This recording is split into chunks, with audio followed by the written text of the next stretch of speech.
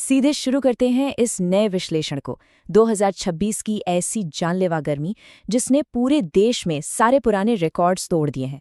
आज हम एग्जैक्टली यही समझेंगे कि जब एनवायरनमेंट से राहत मिलने का कोई चांस ना हो तो आखिर सर्वाइव कैसे किया जाए, क्योंकि इस बार की गर्मी आम गर्मी बिल्कुल नहीं है। सोचिए, रात के 2:30 बज रहे हैं, कमरे का एसी 24 डिग्रीज पर सेट है और फिर भी कोई पसीने से लथपथ उठ रहा है। नीरज शर्मा का ये एक्सपीरियंस सिर्फ उनका अकेले का नहीं है, भारत के हजारों लाखों घरों की यही सच्चाई बन चुकी है। गर्मी अब सिर्फ दिन का खतरा नहीं है, रात की गर्मी इतनी जानलेवा हो चुकी है कि हमारी बॉडी को रिकवर होने का वक्त ही नहीं मिल रहा। मतलब इट्स लिटरली सफोकेटिंग। तो इस विश्लेषण में हम इन मेन एस्पेक्ट्स को कवर करेंगे। लू का बनना, शहरों की रात का जाल, बच्चों पर पड़ने वाला असर, मौत के मिसिंग आंकड़े, इकोनॉमी पर बोझ और सबसे जरूरी अपनी जान बचाने के तरीके। शुरुआत करते हैं पहले हिस्से से, anatomy of a heat wave. आखिर इस साल अचानक से इतनी एक्सट्रीम गर्मी क्यों पड़ रही है? देखिए, इस साल की ये सिवियर हीट वेव किसी एक फैक्टर का नतीजा नहीं है। क्लाइमेट चेंज और फॉसल फ्यूल्स का इफेक्ट तो बेस है ही, पर इस साल एक बहुत strong L Niño pattern, Himalayas में बर्फबारी का कम होना और जमीन का पूरी तरह सूख जाना, जिससे इवेपोरेटिव कूलिंग लगभग खत्म हो गई है। ऊपर से राजस्थान और सिंध की तरफ से आने वाली गर्म और सूखी हवाएं, इन सब ने मिलकर एक परफेक्ट स्टॉर्म क्रिएट किया है, जिसके चलते दिल्ली और बांदा जैसे शहरों का टेम्परेचर 48 डिग्री सेल्सियस तक चला गया। आगे बढ़ते हैं, दी अर्बन नाइट टाइम ट्रैप। आखिर सूरज ढलने के बाद असली खतरा क्यों शुरू होता है? यहाँ एक कॉन्सेप्ट आता है, अर्बन हीट आइलैंड इफेक्ट। होता क्या है कि हमारे डेंस कंक्रीट वाले शहर, तारकोल की सड़कें और कम होते पेड़ दिन भर धूप की गर्मी को स्पंज की तरह सोख लेते हैं और फिर रात में यही गर्मी धीरे धीरे बाहर आती है। इसलिए शहर अब लिटरली हीट ट्रैप्स बन चुके हैं, जो आसपास के रूरल एरियाज के मुकाबले रात में भी 2 से 10 डिग्री तक ज्यादा गर्म रहते हैं। यही रीजन है कि गांव और रूरल एरियाज सूरज ढलने के बाद जल्दी ठंडे हो जाते हैं। वहां पेड़ पौधों से एक नेचुरल एवापोरेटिव कूलिंग मिलती है। पर अर्बन एरियाज का क्या? वहां वही कंक्रीट और एस्फाल्ट गर्मी को पकड़े रखते हैं। इंसानी शरीर नेचुरली ऐसे डिजाइन है कि उसे दिन की गर्मी के बाद रात की नेचुरल ठंडक चाहिए रिकवर होने के लिए। लेकिन शहरों में ये नेचुरल कूलिंग साइकिल अब पूरी तरह डिस्ट्रॉय हो चुकी है। अब समझिए कि इन गर्म रातों का हमारी बॉडी पर क्या असर होता है। ये एक तरह का क्यूम्युलेटिव हीट बर्डन है। पहला, हाई टेम्परेचर बॉडी के कोर को ठंडा नहीं होने देता, जिससे रेस्टोरेटिव नींद आती ही नहीं। दूसरा, रात भर आने वाले पसीने से अननोटिस डिहाइड्रेशन होता है, फ्लूइड्स और इलेक्ट्रोलाइट्स दोनों का हेवी लॉस। और तीसरा और सबसे खतरनाक पॉइंट, हमारे दिल पर पड़ने वाला दबाव। दिल को स्किन तक ब्लड पंप करने के लिए डबल मेहनत करनी पड़ती है। इससे हार्ट रेट अचानक शूट अप करता है और ब्लड प्रेशर गिरने लगता है, जो directly life threatening heart strain का कारण बनता है। अब इस विश्लेषण के अगले हिस्से पर आते हैं, जहां हम बात करेंगे बच्चों और स्टूडेंट्स पर पड़ने वाले असर की। पढ़ाई में फोकस और कंसंट्रेशन मेंटेन रखने के लिए एक ऑप्टिमल टेम्परेचर होता है। रिसर्च बताती है कि स्कूल गोइंग बच्चों के लिए ये टेम्परेचर एग्जैक्टली 72 डिग्रीज फ़ारेनहाइट या लगभग 22 डिग्री सेल्सियस होना चाहिए। पर रियलिटी क्या है? जब स्कूल के दिनों में टेम्परेचर 100 डिग्रीज फ़ारेनहाइट क्रॉस करता है तो बच्चों का लर्निंग लॉस सीधे 50% तक बढ़ सकता है। इतनी एक्सट्रीम हीट में उनका रिएक्शन टाइम स्लो हो जाता है और कॉग्निटिव एबिलिटीज कंप्लीटली डिसरप्ट हो जाती हैं। बच्चे ऐसी स्थिति में फिजिकली और मेंटली कुछ नया नहीं सीख सकते। इस फिजिकल थ्रेट का स्केल इतना मैसिव था कि इस साल मल्टीपल स्टेट्स को अपने स्कूल्स अग्रेसिवली क्लोज करने पड़े।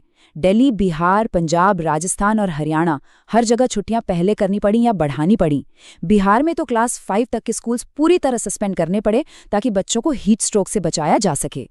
अब आते हैं चौथे टॉपिक पर, द मिसिंग मोर्टेलिटी डेटा, यानी ऑफिशियल डेथ रिकॉर्ड्स इतनी फ्लॉड क्यों है? यहाँ सिस्टम कैसे फेल हो रहा है? एक ग्लोबल कंपैरिजन देखते हैं। WHO के एस्टिमेट्स के अनुसार दुनिया भर में हर साल गर्मी से करीब 4,89,000 मौतें होती हैं। 2003 में सिर्फ यूरोप में ही 70,000 लोग मारे गए थे। पर जब हम भारत की बात करते हैं तो हमारा ट्रैकिंग सिस्टम इतना हेविली फ्रैगमेंटेड है कि हमारे पास ऑल कॉज मोर्टेलिटी का कोई प्रॉपर आंकड़ा ही नहीं है। सच्चाई ये है कि हम सही गिनती ट्रैक ही नहीं कर पा रहे। इस आंकड़े को ही देख लीजिए। NCRB, एनसीडीसी और आईएमडी, ये 3 अलग-अलग सरकारी एजेंसीज बिल्कुल अलग डेटा प्रेजेंट करती हैं। एनसीआरबी के पुलिस रिकॉर्ड्स 8,171 मौतें बताते हैं, एनसीडीसी के हॉस्पिटल रिकॉर्ड्स उसे आधा यानी 3,812 बताते हैं और आईएमडी 3,436 का आंकड़ा देता है। इतने मैसिव डिफरेंस का कारण इनके बिल्कुल अलग मेथोडोलॉजीज हैं। मतलब सिस्टम फंडामेंटली कंफ्यूज्ड है और पब्लिक को असलियत का पता ही नहीं चलता। इसलिए एक्सपर्ट्स ये समझाते हैं कि सिर्फ कंफर्म्ड हीट स्ट्रोक केसेस पर डिपेंड रहना पूरी तरह से गलत और फ्लॉड है। सही तरीका है एक्सेस मोर्टेलिटी ट्रैक करना, यानी आम दिनों के एवरेज के मुकाबले इस खास हीट वेव के दौरान कितने एक्स्ट्रा लोगों की जान गई। असल में एक हीट वेव कितनी लीथल है, इसका एक लौता रिलायबल इंडिकेटर यही एक्सेस मोर्टेलिटी है। Moving on to the 5th section. Extreme heat सिर्फ ह्यूमन बॉडीज को ही नहीं, हमारे इंफ्रास्ट्रक्चर और इकोनॉमी को भी बिल्कुल ब्रेकिंग पॉइंट तक पुश कर रही है। शॉर्ट टर्म और लॉन्ग टर्म इम्पैक्ट्स की बात करें तो ये नंबर शॉक करने वाला है।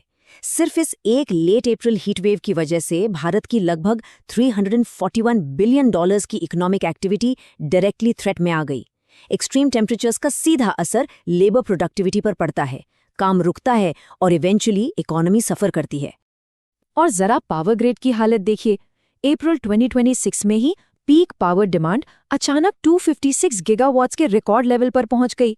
यूजुअली इतनी मैसिव डिमांड समर के एक्सट्रीम पीक यानी मई जून में आती है, पर इस बार इलेक्ट्रिक सिस्टम्स पर 1 महीने पहले ही इतना भारी दबाव आ गया जिसने पूरे पावर इंफ्रास्ट्रक्चर को स्ट्रेच कर दिया। अब आते हैं सबसे क्रूशल और आखिरी हिस्से पर, स्ट्रैटेजीज फॉर हीट प्रोटेक्शन। क्योंकि फ्रैंकली ऐसी इमरजेंसी में ऑफिशियल सिस्टम स्लगिश होते हैं, सिस्टम को रिएक्ट करने में वक्त लगता है, इसलिए खुद पर डिपेंड रहना और होम एक्शन लेना ही सर्वाइवल की चाबी है। इन इमरजेंसी सिम्टम्स को रिकॉग्नाइज करना लिटरली जान बचा सकता है। ध्यान दीजिए, अचानक बिना बात के कंफ्यूजन होना, चक्कर आना, extreme weakness, painful muscle spasms, गले का सूखना या तेज हेडेक, और एक सबसे खतरनाक साइन, बॉडी से पसीना आना कंप्लीटली बंद हो जाना, खासकर बुजुर्गों में। ये क्लियर इंडिकेशन है कि बॉडी इंटरनल हीट रेगुलेट नहीं कर पा रही। ऐसा होने पर तुरंत प्रोफेशनल मेडिकल अटेंशन चाहिए। इसमें 1 मिनट की भी देरी जानलेवा हो सकती है। अब देखते हैं कि इंडोर एरियाज को इफेक्टिवली ठंडा कैसे रखा जाए बिना बेवजह बहुत ज्यादा इलेक्ट्रिसिटी यूज किए। दिन भर ब्लैकआउट कर्टन्स का इस्तेमाल करके रूम्स को प्रीकूल करें। लगातार हाइड्रेट करते रहें, पर सिर्फ पानी काफी नहीं है। छाछ और ORS लें ताकि जरूरी सोडियम और पोटेशियम इलेक्ट्रोलाइट्स बॉडी में बनी रहें। एसी को एकदम चिल्ड मत रखिए, उसे 24 डिग्री सेल्सियस या 75 फ़ारेनहाइट पर सेट करें और साथ में पंखे चलाएं ताकि हवा घूमे। सोने से पहले कूल शावर लेना बॉडी की इंटरनल रिकवरी के लिए बहुत मददगार होता है। मेडिकल एक्सपर्ट्स एक और बहुत ज़रूरी बात बताते हैं, रात में हैवी मील्स बिल्कुल अवॉइड करनी चाहिए। इसके अलावा उन लोगों के लिए एक बड़ा वार्निंग साइन है जो हाइपरटेंशन यानी ब्लड प्रेशर की मेडिसिन लेते हैं। कुछ दवाइयाँ जैसे डायूरेटिक्स सोते वक्त आपका फ्लूइड लॉस ड्रास्टिकली बढ़ा सकती हैं और इस हीट वेव में ये ओवरनाइट डिहाइड्रेशन और ज़्यादा फेटल हो सकता है। तो इस विश्लेषण को कंक्लूड करते हुए एक सीधी और सच्ची बात समझनी होगी, एक्सट्रीम हीट अब फ्यूचर नहीं, हमारी प्रेजेंट रियलिटी है। कंक्रीट के शहर रात को आग उगल रहे हैं और हमारा एग्जिस्टिंग सिस्टम अभी इस नई आफत से डील करने में पूरी तरह से नाकाम हो रहा है। मॉरल ऑफ द स्टोरी बिल्कुल साफ है, कोई बचाने नहीं आने वाला। चाहे कोई भी पॉलिटिकल पार्टी हो, सबका फोकस मीडिया इन्फ्लुएंस पर होता है। ऐसे क्राइसिस में सर्वाइव करने के लिए सेल्फ रिलायंस सबसे जरूरी है। सवाल यह है कि इन लगातार गर्म होती रातों में अपनी और अपनों की जान बचाने के लिए आज हम अपने घरों में क्या तैयारी कर रहे हैं, सोचिएगा जरूर। इस विश्लेषण में इतना ही। सेफ रहिए।